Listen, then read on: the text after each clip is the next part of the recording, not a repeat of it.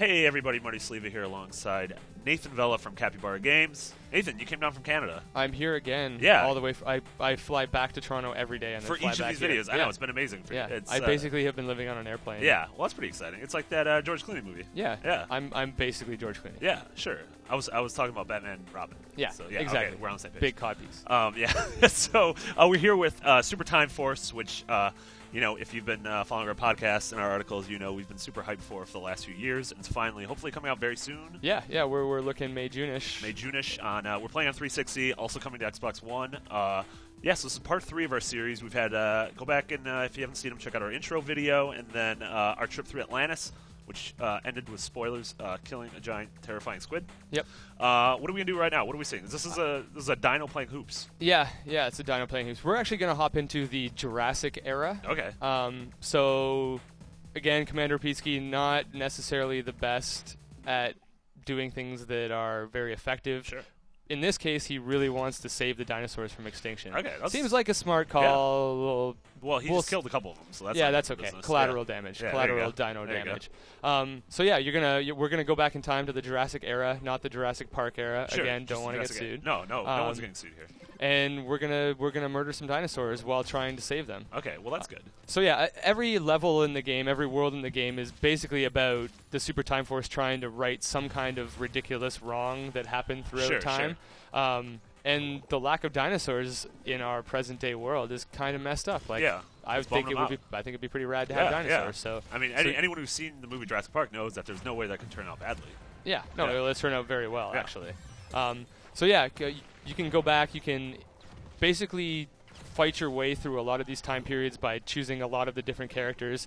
And a lot of the levels are meant to be give you a heck of a lot of challenge. Yeah. There's a point in development where we were playing around with, maybe we can make the game a little bit easier or a little bit, more player friendly for new folks.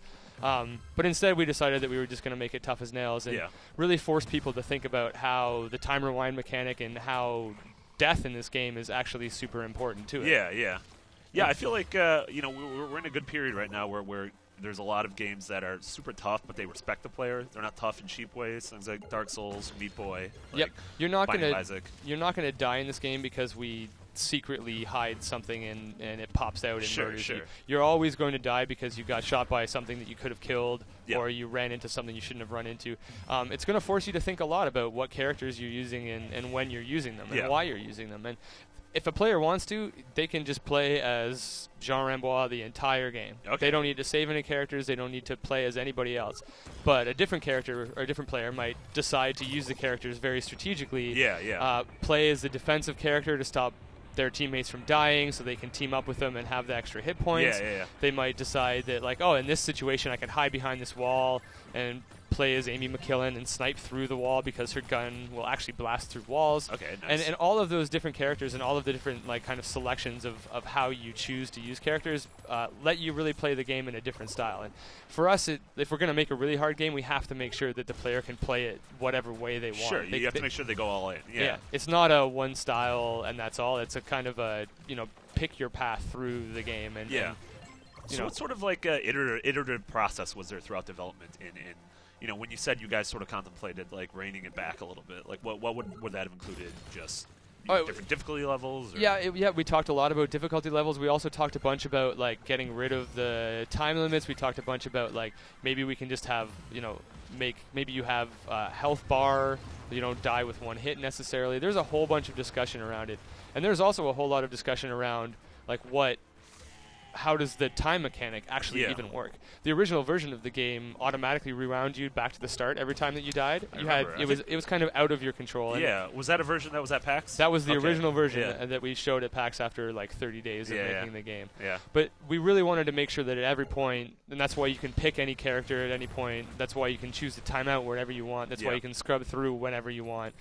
You're in complete control of the game, and that's why I think the challenge kind of works. That's why you can fight through a really hard part of the game. Yeah. And that's why you can fight a dinosaur who, at this point, is just a bullet sponge for some reason. I wonder why. Yeah, I don't know. I wonder why. Maybe are we gonna find out? Yeah, we'll probably find out pretty soon. I like that. What was it, Zackasaurus? Holy crap! Look at that. That was a little bit terrifying. Yeah, you might.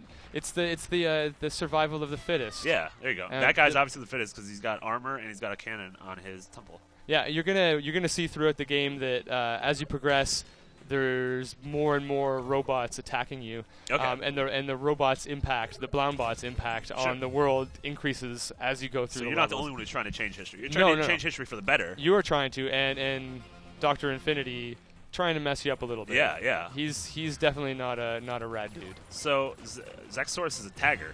Yes, I mean, he's the coolest dude. Sure. Graffiti is pretty much the coolest thing you can think of. It is the coolest thing. Yeah. I mean, tagging buses, big fan. Yeah, tagging bathroom stalls. Bathroom stalls, yeah. People who are sleeping. Yeah, oh yeah. That's I have many occurrence of that in my life. So yeah, I mean, you're obviously seeing from this, like, eventually, if you're rewinding multiple times, you have, 10, 20 versions of yourself on screen at once. Did you guys ever think about a multiplayer mode? Yeah, we talked a bunch about it, but for us, the focus on making a really fun, super challenging run-and-gun platformer was more important to us than spending time to try to figure out a way to kind of shoehorn development of a multiplayer version. Sure. That, and it's also really, really hard to make a game about time travel. Yeah. There's, we're here for GDC, and Kenneth Young, the co-creator and person who is showing the game right now, and also the lead programmer on the game, is actually giving a talk about how challenging it is to make a game that involves time travel, because there's so many things that you take for granted. Like, why don't we just have this switch flip and this thing drops down, and you're like, well, what if somebody hits that switch faster? Or what if you die before the switch finishes? And what if you rewind in the middle of the switch being flipped? And basically, it just created a lot of these insane super challenges that meant that even doing something like multiplayer was ridiculously hard. And so, we the main reason why we didn't do it, though, is that we really believe in making a super focused game. A game that's all about kind of taking this really interesting time travel mechanic and the idea of playing single player co-op and taking it as far as we can possibly take it. Making the levels as crazy as possible, making the jokes as ridiculous as possible, and trying to do as much as we possibly can to make sure the player is going to have a totally crazy experience. That's awesome. Playing a ridiculous game. Yeah, so that's one of the things we were glossing over. In their intro video, we saw the intro cutscene, but the game's funny. It's meant, yeah. A lot of games aren't funny. We really do our best to make it feel like the culmination of all of our ridiculously bad senses of humor.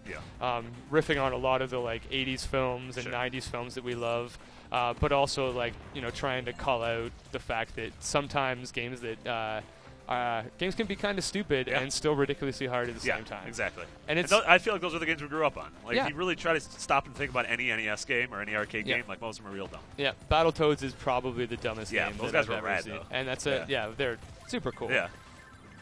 That is amazing. So the game, really, it is. We at the studio we have a pretty.